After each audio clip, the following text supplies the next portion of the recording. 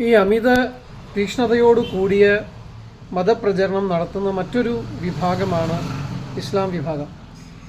അവിടെ നടക്കുന്നത് വെറും ഒരു വ്യക്തിയുടെ മതം മാറ്റുക അല്ലെങ്കിൽ ആ വ്യക്തിയെ അവരുടെ സമൂഹത്തിലേക്ക് നേടുക എന്ന് പറയുന്ന കാര്യം മാത്രമല്ല.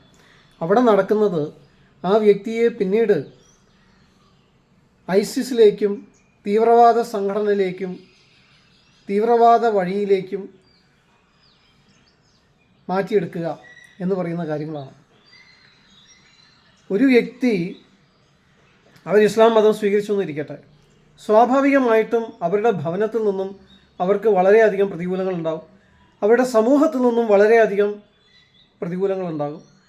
ഈ സമൂഹത്തിൽ നിന്നും ഭവനത്തിൽ നിന്നുമുള്ള പ്രതികൂല സാഹചര്യങ്ങളെ ചൂഷണം ചെയ്ത് അവരെ മനസ്സ് മാറ്റി തീവ്രവാദികളാക്കിക്കൊണ്ടിരിക്കുക.